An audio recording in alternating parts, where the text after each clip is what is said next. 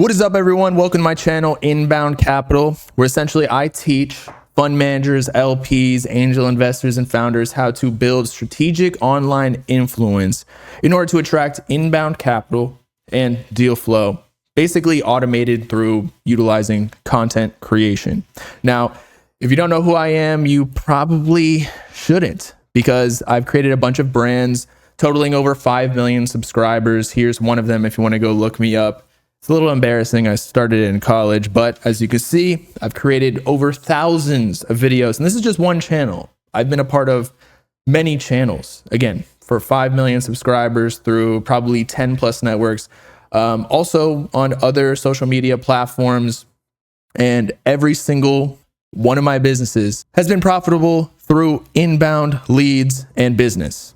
Pretty much all of my outbound outreach has never worked because most of the time it doesn't work. Yeah, you could probably get a couple leads here and there that respond to your emails, your cold emails, and your cold calls. Maybe you have some warm leads. Maybe you go to conferences, but it's not at scale. So that's what I'm teaching people how to do online, because it's the best way to do it, because people start to gain trust through your content and contact you to give you money, because now they trust that you know exactly what you're doing within your specific niche of fund management or whatever tech sector you're in with your startup. Not to mention, if you post one video, that thing is on there forever on YouTube, social media, Instagram, TikTok, whatever it is. So while you sleep, you're going to start to get emails or get people to go through your funnel to give you money or give you deals to invest in their big startup that's going to make you a bunch of money. Now, before we get started, if you need my help in any capacity, I only really help premium clients so that I don't waste your time and you don't waste mine. You can find my website in the description below, and let's get to it. The main topic of this video is there are people dumber than you raising many more millions than you in capital. And I know that's unfortunate, but I know that you know it's true.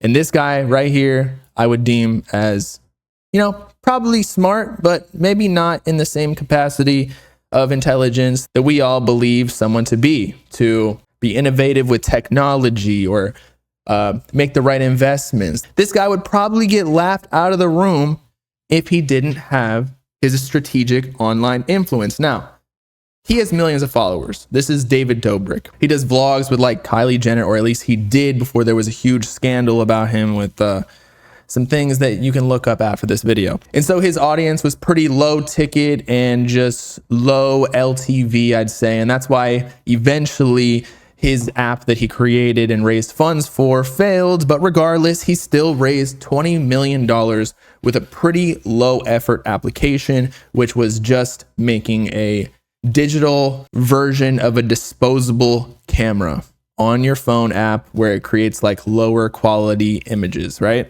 It's stupid, but it made him a bunch of money. I think eventually he sold it for 200 million, again, just with his influence. And I have some other stories. Like I had a friend of a friend who wasn't very innovative. I wouldn't say he was all too smart. However, I think there is some capacity of intelligence in making this move, which happens a lot in Miami. By the way, that's where I live. I'm in Brickell if you need me. But he essentially took a US concept, which is nothing extraordinary, right? He took Zelle and he took that concept to Colombia and created a peer-to-peer payment application or layer on top of banks, raised a ton of money, and now he's successful overnight. All it really takes is strategically placing yourself in the right rooms, whether that be with the idea, content, and or influence. Now, there's a concept that I really like that Tai Lopez, who's one of the first people who exploited Facebook, YouTube, social media ads back in like the 2010s era when everything was still pretty elementary. But what he says a lot is there's two components with being successful. One is intelligence. Of course, we all think about that, like the smartest people are the most successful, but that's just not true. The other one is risk taking. And that's the real dependency when it comes to being successful, because when you are intelligent, but you don't take risks, yeah, you might have a nice fancy job that pays you a couple $100K every single year, nice benefits and whatnot. However, if you are scared of taking risks, you're never truly going to get to the level that you want to be. However, on the other hand, if you are a risk taker and you're not smart and you just take a ton of risks, at one point, it's going to work. Now, for some people, of course, but if you have even like a minimal level of intelligence, it's going to work eventually, especially if you're persistent. And so it doesn't even matter if you're intelligent. Now, if you're both, you're intelligent and you take risks, which likely you are if you're watching this video, that's like the sweet marmalade, right? I don't even know what marmalade is and how that even came to my brain. I'm drinking a Celsius. But regardless, I love that quote because it puts things into perspective as to, it kind of takes away some of the limiting beliefs that we have as humans in our eternal journey to raise more money or create a successful company. Because if you're too smart, in a way, you overanalyze risks and you stall your progress. And frankly, dumber people tend to just overlook all that and just get to work, right? And so I'm trying to prove that to people with posting online. In a strategic way, though, of course, you got to be somewhat smart about it, which of course I can help you do. But we have to push past that barrier and do what others are not willing to do, which is to put themselves out there. It's just like picking up the phone and cold calling. That's nerve-wracking. Just like recording a video on YouTube is nerve-wracking because it's hard to off script say what you feel to a piece of plastic and metal. I get it. I've been doing it for years. Now, of course, on this channel, I'm going to teach you how to create this strategic online presence and build your personal brand to raise funds and create deal flow for yourself inbound. However, I want to, in the first video on this channel, talk about the 4 limiting beliefs because everything always comes down to mindset, right? You're not gonna be able to do anything or do it correctly if you don't have the create mindset. The first limiting belief, okay, is that you need to be an expert at a specific topic to raise capital. Now, do you think that Logan Paul, YouTuber and Vine creator back in the day, or KSI, also a big YouTuber, started making videos playing FIFA like 12. And now he's become a big vlogger, created a podcast, among other things to create his influence. And now they have a, I think, over $1 billion valuation CPG company, Prime. Basically an energy drink or a Gatorade-esque thing with electrolytes. It tastes like candy to me whenever I'm hot and sweaty and I drink this. Even if it's cold, it still tastes like I'm drinking syrup. I like some of the flavors, but it's very strong. It's almost like a dessert.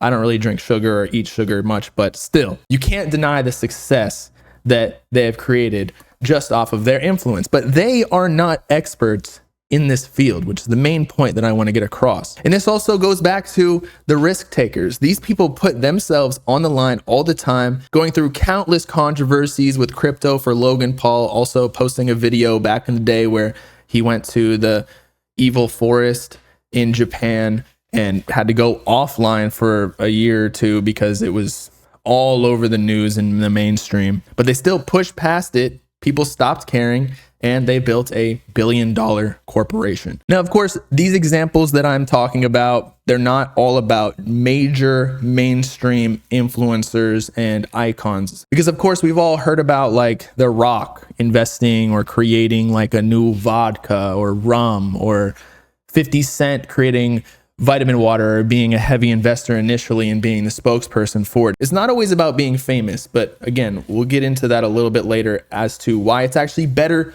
not to be famous. And I know this firsthand because my brands, initially, I was going for views, but that only really attracted low LTV customers. So in a way, we kind of don't want to be famous at all. We want to get low views. But again, we'll get into that a little bit later. The second limiting belief is your fear of being not taken seriously, especially because it feels cringe to post on TikTok, YouTube, Instagram. I know, I get it. LinkedIn. Yes, everybody wants to reach people that are not already part of their network so that they can gain more connections, get more funds, get more deal flow. However, they also already have people from their friends and family that are following them, and it just feels really weird to start. However, I just want to get you past that too, because everyone looks stupid. How many times have you said something dumb to your friend and he just looked at you weird and then you laughed? Does it really matter? People don't remember that. I love the quotes where people talk about the human mind being selfish in the sense that we don't really remember other people's memories. We only remember our own. And so that cringe thing you did 10 years ago, yes, people might have faint memories of it, but you're the one that's mostly cringing at it. They have their own cringe memories that they look back upon. And so they're not really judging you. People hold the biggest judgments for themselves, especially when you sleep at night. Yes, it keeps me up too. I know I have nightmares about getting rejected when I was like 15. And how dumb do you think Mark Moss looked when 10 years ago he was talking about Bitcoin on Twitter, making YouTube videos talking about how Bitcoin was going to be the biggest thing while it was, 15 cents a pop, saying that this was going to be the new global reserve. And then now, 10 years later, it's over $115,000 steady. And now all the banks and institutions are getting behind it. Regardless if you believe in Bitcoin or not, he's been creating content for years about Bitcoin among Bitcoin treasury companies, where essentially you're investing into leverage on Bitcoin. But regardless, he's created a YouTube channel. Look, he's still getting decent views too, because Bitcoin has become a huge topic. 10 years ago, it was not though. But with his content and his many followers and subscribers, he's now created or been part of and co-founded $100 million fund in crypto, where he raised capital, likely through a lot of his influence, because people watch his videos, like his takes and analysis of the global economy and markets, and want to basically just say, you're the expert, here's my money, go make more money with it. And you can, of course, take some of it too. Now, the next limiting belief is that raising capital requires a complex strategy. I think with most things, complex funnels and email outbound automation, whatever it is, people try to overcomplicate everything. I think that everything comes down to the basics. You see me presenting on Miro, where I'm literally just dragging around copy and paste pictures that I screenshotted on my laptop earlier today. This took me 15 minutes. And a good example of this is Alex Becker. If you don't know who that is, he's been a YouTuber on this platform for, I want to say 10, 15 years, just like Mark Moss. And he's done pretty much everything, talks about business, talks about retargeting with his advanced software and advertising. But now what he does is talks about altcoins, crypto, basically like gambling at the highest level with meme coins. He even created his own meme coin. And look how many views he's getting, 229K. He's become like the spokesperson on YouTube for basically shit coins and altcoins of like what he's investing into. He even says, he's very authentic about it, that like, don't buy this. He says, it's like putting your dick in the pencil sharpener, because you're bound to lose money. Most people, 80%, 90% of people, probably more, will lose money in this crypto market, which is probably true. And even his YouTube videos are very like one take. He edits the ums and ahs out and the blank spaces, but he literally gets on there and starts comedically or sarcastically bragging about all of his wealth and how much he works out. It's all of a joke, but he has fun with it. He's authentic. He talks about what he likes. And with his influence in the crypto space, he has now created a community, an NFT collection. Let's look that up actually, how much his Neo Tokyo collection is worth. The floor price is 2.27 ETH, which is about $8,390. And he probably had 100 of them or 1,000 of them. Of course, he didn't make all of that money, but he probably holds a bunch of those NFTs. And now he has a massive community of like-minded people and people who can afford his NFT collection when they minted, who believe in the same movement as him in crypto and technologies. He's even co-founded and angel invested in many DeFi and other crypto projects due to his influence online. So he doesn't even need to be famous, but being the subject matter expert, if that's what you want to call him, because really he's just in it for the money, but he's very upfront about it. He has created insurmountable wealth just through the connections that he's made because of his content. And the last limiting belief is, of course, the age-old Dunning-Kruger effect, where essentially we get super enthusiastic about doing something. This happens to everybody and everything we do. Right here, we get to this peak and we're like, oh yeah, it's going to be easy. We're super confident, but you're ignorant, which is fine. Honestly, I love this period of time because I'm like, I can do anything. I'm invincible, right? And then of course, when you start digging into it and doing too much research, where you're doing not enough execution, you're just doing a lot of analysis analysis paralysis, right?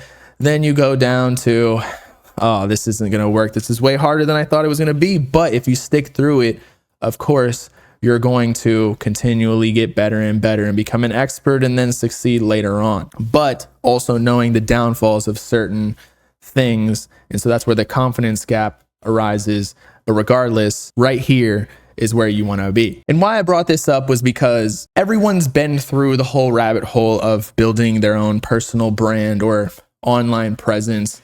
At first, it's like, oh yeah, it's easy. I'm going to post a couple of TikToks, maybe make a YouTube video, edit it up a little bit and make a thumbnail and it's going to get 1 million views. Well, you got to adjust your mindset, which again, is this confidence gap right here. That's what I'm going to teach you throughout this channel, where you don't need to be this super famous person up here like Logan Paul to make millions and millions of dollars. In fact, that's probably going to make you even poorer because there's going to be so many more downfalls to that, like scandals and controversies and a ton of people who don't actually have the capital or deal flow to give you. We only want the creme de la creme of connections, right? We don't want to waste our time with dummies. But once you figure out the actual process of creating content down here, where it's a little bit harder, you got to put in a little bit of work. But of course, as you continually make content, it becomes easier and easier because you can create systems where you can make YouTube videos. You know how to title them. You know how to make thumbnails. You know how to create the ideas just by pulling from the YouTube dashboard. Or like something I'll teach you is that if you download vidIQ, you can see certain video titles and thumbnail combinations that have an outlier effect, aka like a multiplier on how much higher of a view count they received in comparison to the rest of their channel. So let's look for even like 100x right here. How I hit 100K followers in 100 days, 100x more than everything else on this channel. This guy probably has no subs. He's got 641 subs and he got 5,000 views. It probably generated him a ton of revenue. But look at him, Alfie Robertson Business. Don't you think he probably has a service to sell you? Now, he doesn't have that many videos on his channel, but he started off pretty strong. 4 videos and the first one got 5.3K views. This guy definitely knows what he's doing. And so what we'll do is essentially take this concept of the thumbnail and the title, how I hit 100K followers in 100 days, my full story breakdown,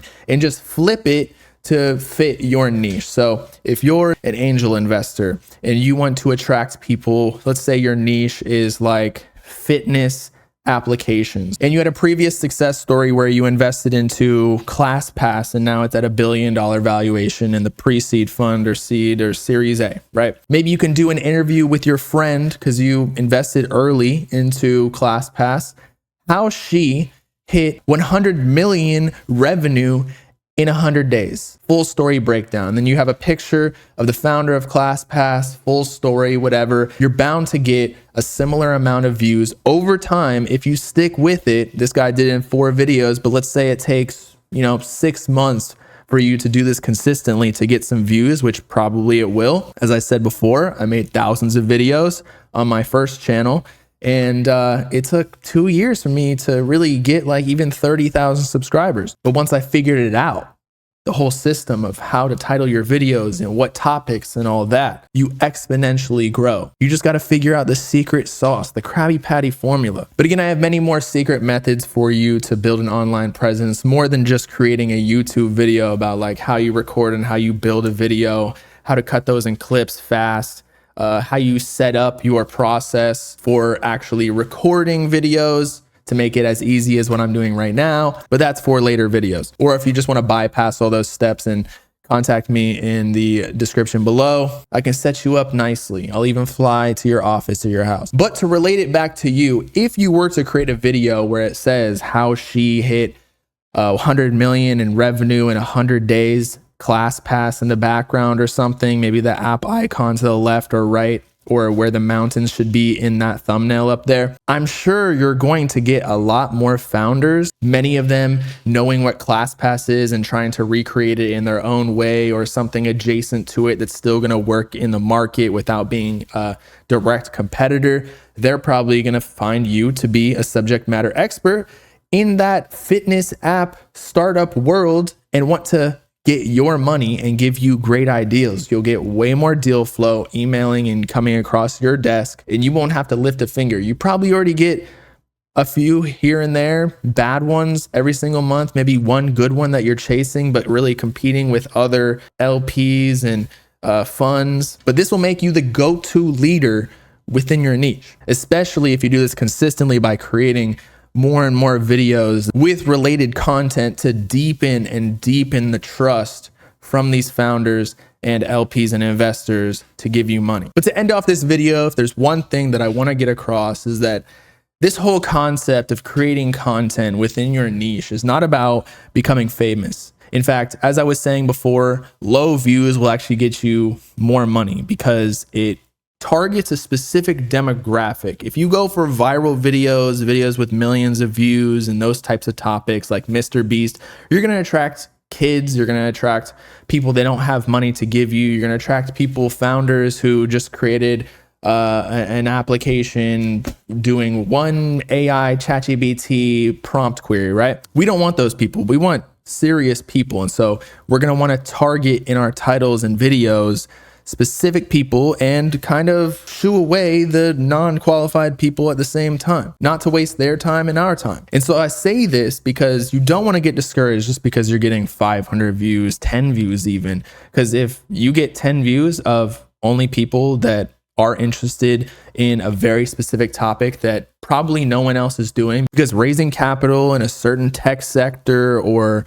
for your startup, which is a very specific need, might not be attractive to the masses, but it still very well might be a necessity for the world. I mean, that's why they say boring businesses rule the world, right? All low views really means is like hyper targeting. And so even if you work with me or you don't, you just do it on your own, just keep in mind that your goal is not views. It's to become the go-to expert in your field. And that field might only be 100, 200 people, but I bet you most of those people aren't posting content online. They're not building their personal brand. They might be doing it on LinkedIn and written platforms, but they're not building that same level of trust that you attract when you put your face on camera and put yourself out there without plugging into ChatGPT and say, make me not sound stupid with this whole LinkedIn post that I'm about to create. So again, if you need my services and you want to work with me to basically speed run this whole process of creating your personal brand, not becoming famous, but allowing you to create inbound capital,